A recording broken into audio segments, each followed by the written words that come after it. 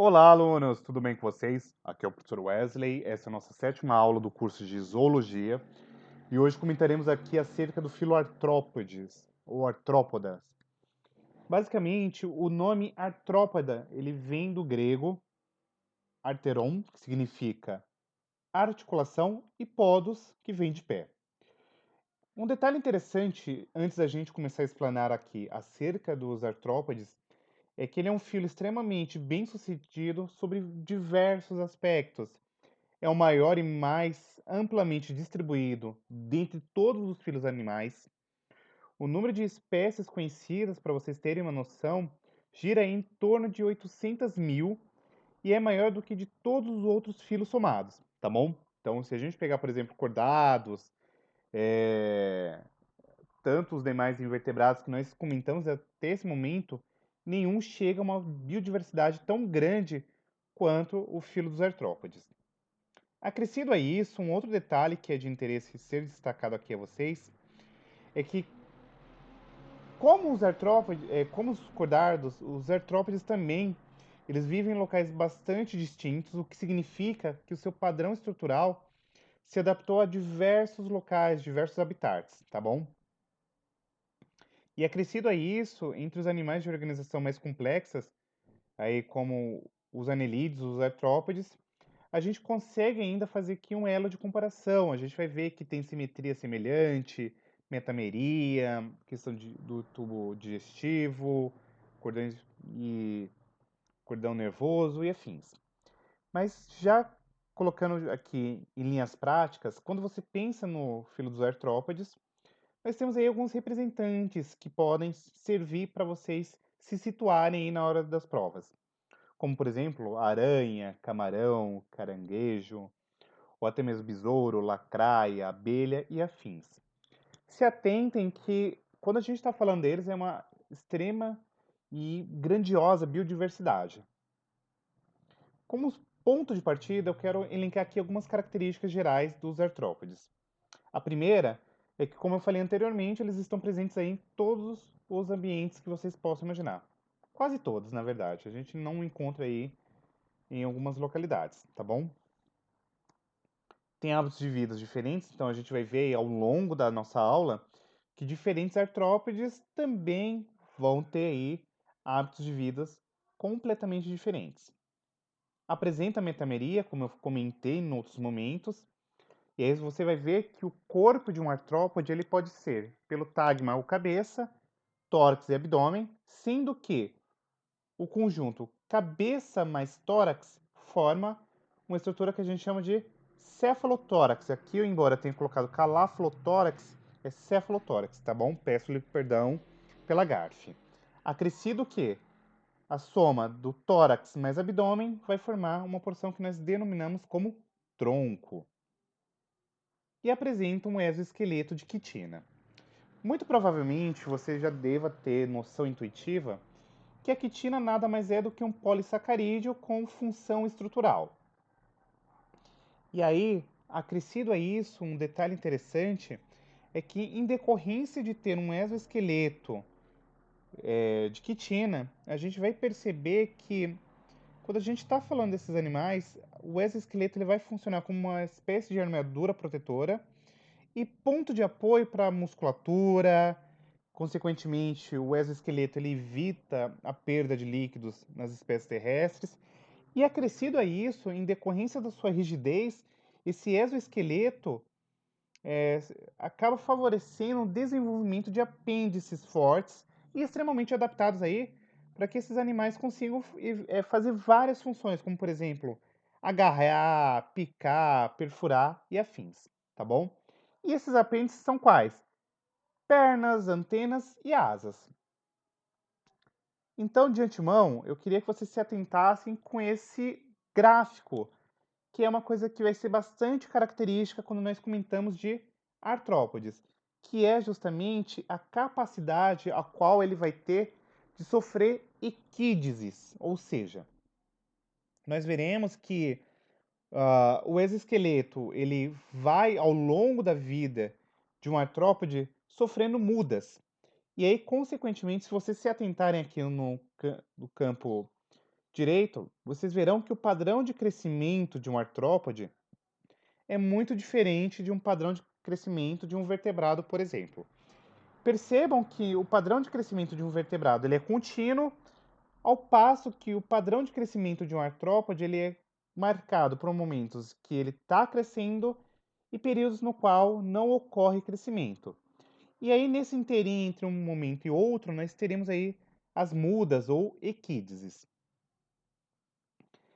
Para tornar mais didático a vocês, eu coloquei aqui uma outra exemplificação que eu tirei do Mundo Educação, no qual vocês observam que o tamanho em função do tempo acontece da seguinte maneira: os demais animais vão ter um crescimento contínuo, todavia, percebam que nos artrópodes o rolê é um pouquinho diferente, porque você vai ter momentos no quais esse exoesqueleto ele precisa ser secretado e, consequentemente, você tem aí as equídeses, ou também denominadas como mudas. E provavelmente você esteja se perguntando, professor, mas qual que é a grande importância da muda para o artrópode? E eu respondo a vocês.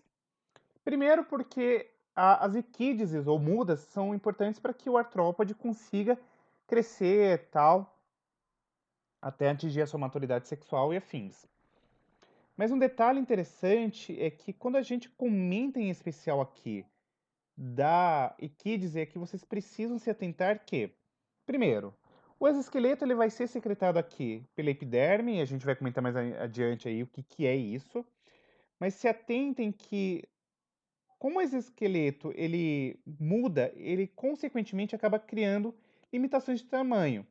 E consequentemente os artrópodes precisam recorrer aí a essas trocas periódicas, que são as equídeses, de seus envoltórios para que eles consigam crescer. Só que um detalhe interessante é que nesse momento ao qual acontece a equídese, é um momento extremamente crítico, porque durante esse processo ele não consegue fugir, não consegue defender-se.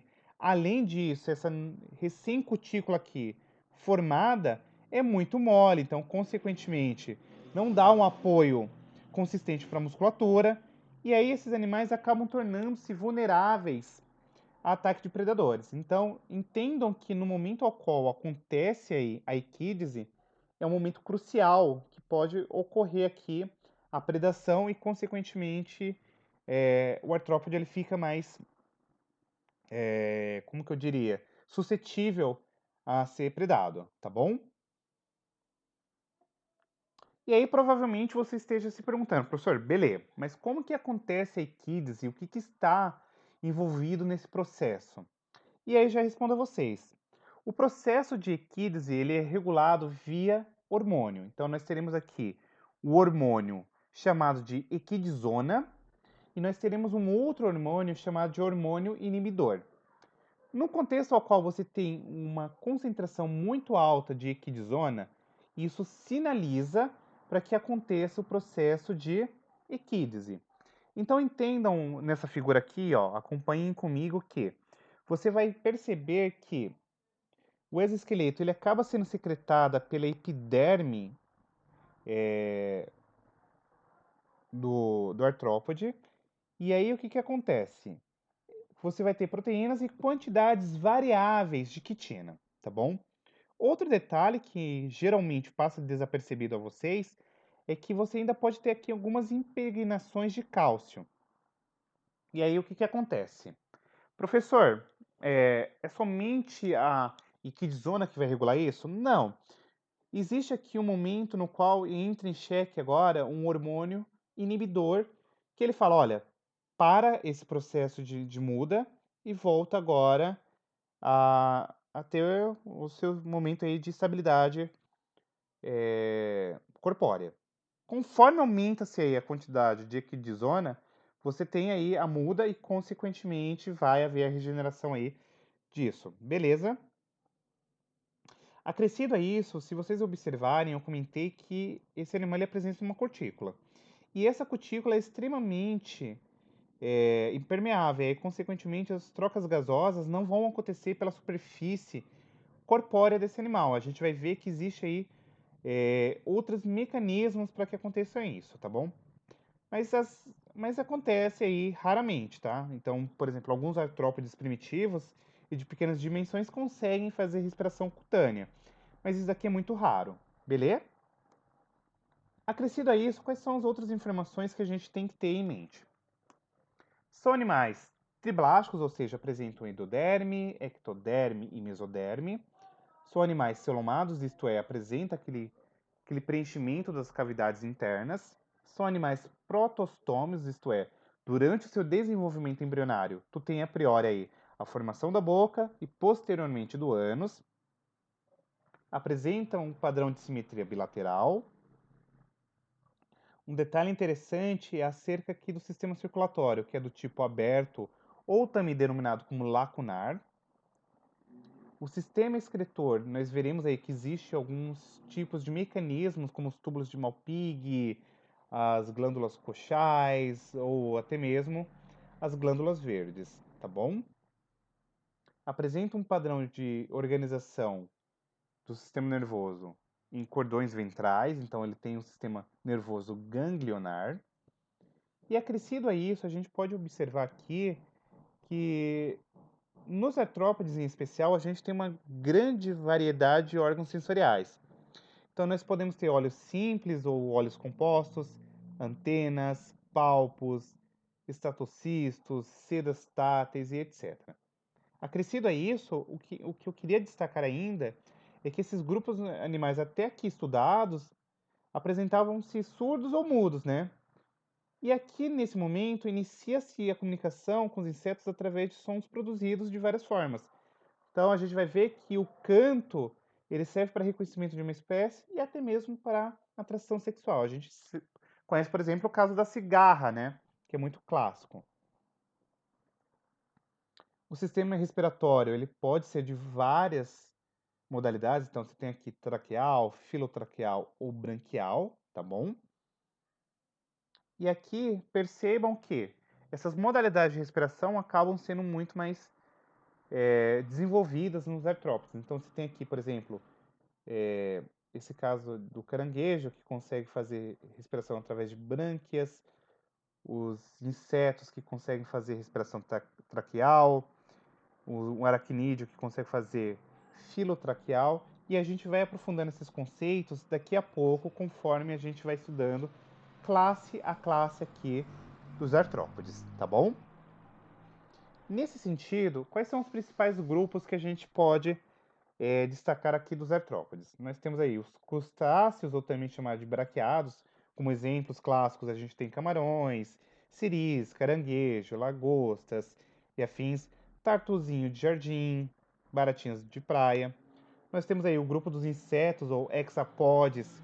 Exemplos clássicos: mosca, besouro, barata, pulga, piolho, percevejo, gafanhoto, pernilongo, abelha, cupim, afins. As formiguinhas também. Nós temos aqui os aracnídeos, exemplos clássicos: aranha, escorpião, carrapatos.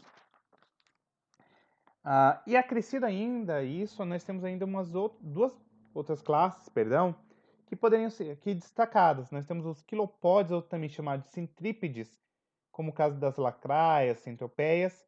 E nós temos aqui os diploploides ou milipédes, que os exemplos clássicos são o pelo de cobra, tá?